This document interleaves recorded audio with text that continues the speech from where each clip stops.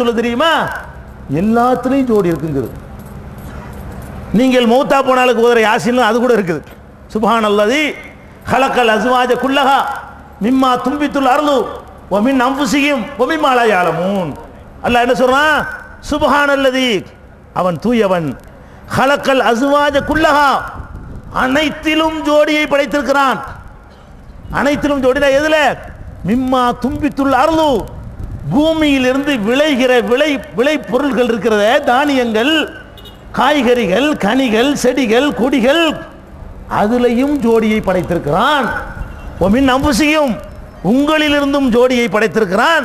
ஒமிம்மா லா யஅலமூன், நீங்கள் அறியாமல் அவர்கள் அறியாமல் இருக்கிறார்களே அதுலையும் ஜோடியை படைத்திருக்கிறேங்கிறான் அல்லாஹ். இப்போ இதுல எல்லாம் ஜோடி இருக்குன்னு எப்போ கண்டுபிடிச்சாங்க? மனுஷன்ல ஜோடி இருக்குன்னு கண்டுபிடிச்சிட்டாங்க. ஓகே, கத்தரிக்காய்க்கு ஜோடி இருக்குன்னு கண்டுபிடிச்சான அந்த காலத்தில். முருங்கைக்காய்க்கு ஜோடி இருக்குன்னு கண்டுபிடிச்சானா? தாவரங்களில் ஜோடி இருக்குதுங்க. தாவரங்களில் எப்படி காய்க்குதுன்னு உங்களுக்கு தெரியுமா? காய்கள் காய்க்குத, கனிகள் கிடைக்குது. எப்படி கிடைக்குது? பூக்களை எடுத்துக்கொண்டால் அந்த பூக்களில் ஆண் பூ என்று சில பூக்கள் இருக்கின்றன, பெண் பூ என்று சில பூக்கள் இருக்கின்றன. நல்லா விளங்கிக் கொள்ளணும். இந்த ஆண் பூவும் தனியாக காய்க்க முடியாது, பெண் பூவும் காய்க்க முடியாது. எப்போ காய ஆகும் என்று கேட்டால் அந்த ரெண்டு பூவும் சேரணும். ஆண் பூவும் பெண் பூவும் சேர்ந்தால்தான் முருங்கைக்காய் உண்டாகும். முருங்கைக்காய் உதாரணத்துக்கு தான், எந்த காய்க்கும் தான் உண்டாகும். அது எப்படி சேரும்? மனுஷன்னா ஆடு மாடுனா போய் சேர்ந்துக்கலாம். ரெண்டு பூ எப்படி போய் தன்னால் போய் சேருமா? சேராது. அதுக்கு எல்லாம் என்ன பண்ணுறான்னா, வண்டுகள் இருக்குல்ல, வண்டு, இந்த வண்டுகள் போய் ஆண் பூவில் உட்காரும். வண்டுகள் போய் ஆண் பூவில் உட்கார்ந்த உடனே ஆண் பூவில் இருக்கிற அந்த மகரந்த பொடி உயிரணுவை காலில் ஒட்டிக்கணும். ஒட்டிக்கிட்டு போய் அப்புறம் பெண் பூவில் போய் உட்காரும். உட்கார்ந்த உடனே இது அதில் டச் ஆனோன்னு காயாயிரும்.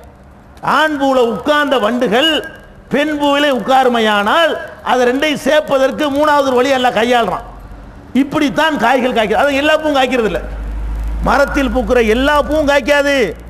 ஆண் பூவில் இல்லை அந்த மகரந்த பொடி பெண் பூவோடு சேரணும்.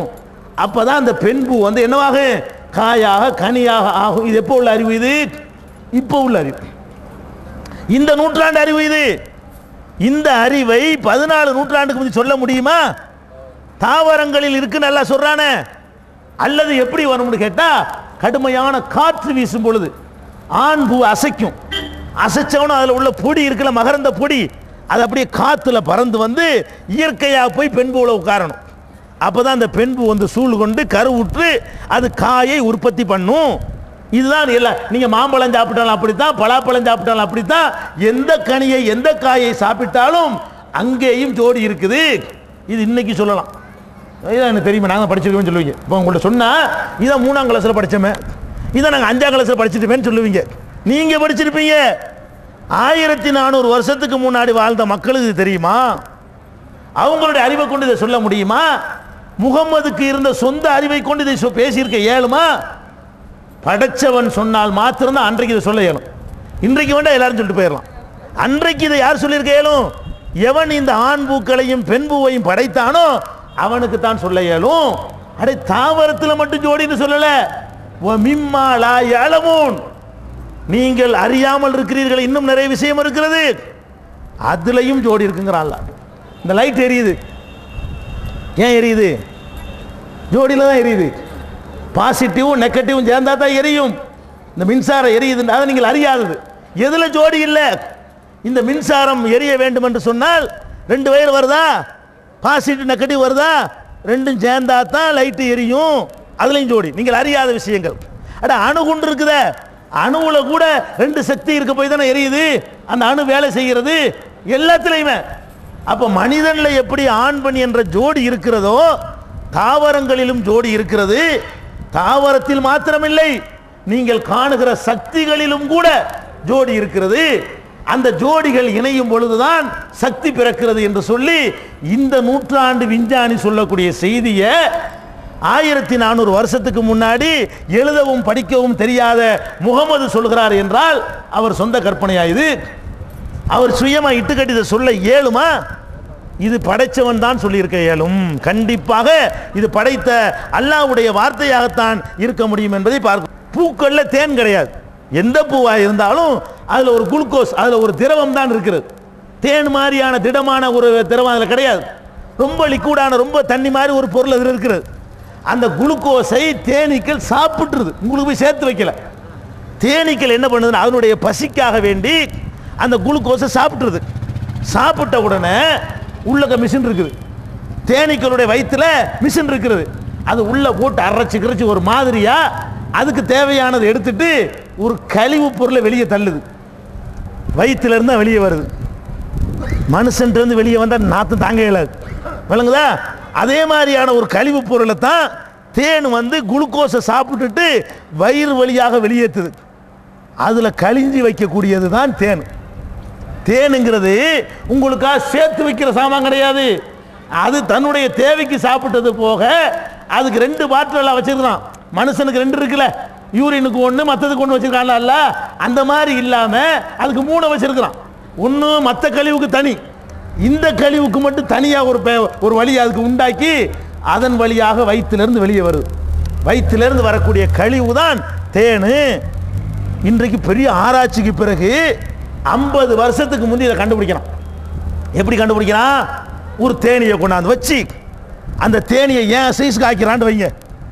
ஒரு தேனியை என்னுடைய சைஸுக்கு ஆக்குற அளவு கண்ணாடி, பூத கண்ணாடி, பெரிய பூத கண்ணாடி வச்சு பார்க்குறாங்க. சின்ன சைஸாக இருந்தால் எங்கேருந்து எது வருதுன்னு கண்டுபிடிக்க இயலாது. அந்த தேனியை என்ன அளவுக்கு ஆக்கிடுவான்னு கேட்டால் ஏன் அளவுக்கு ஆக்கிடுவாங்க. ஒரு தேனி இவ்வளோ பெருசாக நின்றா எங்கேருந்து என்ன வருதுன்னு பார்க்க இயலுமா இயலாதா? இப்படி பார்க்குறாங்க. ஆகா, வாயிலிருந்து ஒன்றையும் காணாம வேற ரூட்டில் எல்லாம் வருது, கண்டுபிடிக்கலாம். இது வேற எங்கே இருந்தோல வருது அப்படின்னு கண்டுபிடித்து இப்போ இந்த உண்மையை உலகத்துக்கு சொல்கிறான். திருமறை குர்ஆன் என்ன சொல்லுது தெரியுமா? சுப்ஹானல்லாஹ், அப்படி ஆச்சரியப்பட்டுருவீங்க. தேனியை பற்றிய தேனின்ற 16வது சூரா குர்ஆன்ல தேனின்ற ஒரு சூரா இருக்கு. 68வது வசனம் 69வது வசனம். இதில் அல்லாஹ் என்ன சொல்றான் தெரியுமா? யஹ்ருஜு மின் புதூனிஹா, இந்த தேனீக்கள் போய் மலர்களில் உள்ள குளுக்கோஸை சாப்பிடுது. சாப்பிட்ட பிறகு அதனுடைய வயிறுகளிலிருந்து வெளியாகிறது. சுப்ஹானல்லாஹ், எவ்வளவு அற்புதமான வார்த்தைன்னு பார்த்தீங்களா? உலகத்தில் உள்ளவன்லாம் சொல்றான் வாயில வருதுன்ற அந்த காலத்தில். அல்லாஹ் சொல்றான் யஹ்ருஜு மின் புதூனிஹா, அடே வாயிலிருந்து வரலடாது, நான் லடா படைச்சிருக்கிறேன், எனக்கு லடா தெரியும். யஹ்ருஜு மின் புதூனிஹா, அதன் வயிறுகளிலிருந்து வெளிப்படுகிறது. ஷராபுன் முக்தலிஃபுன் அல்வானுஹு, பலதரப்பட்ட நிறங்களை கொண்ட பானங்கள் அதன் வயிற்றிலிருந்து தான் வெளியே வருது, வாயிலிருந்து வரல. வாயிலிருந்து வருதுன்னு 1400 வருஷமா சொல்லிட்டு தெரிஞ்சாங்க. 50 வருஷத்துக்கு முன்னாடி இவன் கண்டுபிடித்த செய்தியை 1400 ஆண்டுகளுக்கு முன்னால் திருமறை குர்ஆன் சொல்லுகிறது. அது மாத்திரம் சொல்லல, வஅவ்ஹா ரப்புக இலன் நஹ்லி, தேனீக்கு அல்லாஹ் உள்ளுணர்வை ஏற்படுத்தி இருக்கிறான். என்ன ஏற்படுத்தி இருக்கிறான்? அனித்தகிதி மினல் ஜிபாலி புயூதா, மலைகளிலே நீ கூடுகளை கட்டிக்கொள். ஒமின ஷஜரி, மரத்திலே கூடுகளை கட்டிக்கொள். ஒமிம்மா யர்ஷூன், அவர்கள் நாட்டி வைத்திருக்கக்கூடிய ஒவ்வொரு பொருளையும் போய் கூடுகளை கட்டிக்கொள். சும்ம குலி மின் குல்லி தமராத், அல்லாஹ் சொல்றான். தேனிக்கு சொன்னானா? தேனிக்கு வந்து நான் அறிவித்தேன் அல்லாஹ் சொல்றான். என்ன சொல்றான்? சும்ம குலி, நீ சாப்பிடு. மின் குல்லி தமராத், ஒவ்வொரு கனியிலையும் போய் சாப்பிடுங்கிறான் அல்லாஹ். தேனீக்கள் வந்து சாப்பிடத்தான் செய்யுது. உறிஞ்சிக்கிட்டு வந்து இதை இங்கு ஃபில்லர் வேலையை பண்ணலை. இங்கு ஃபில்லர் இருக்குல்ல, இந்த வேலையை பண்ணலை தேனீக்கள். அது என்ன பண்ணுது? சாப்பிடுதுங்கிறான்ல. சாப்பிட்டு நீ போய் உற்பத்தி பண்ணு. இது எப்படி சொல்ல இயலும்? இது எப்படி முகம்மதுக்கு சொல்ல இயலும்?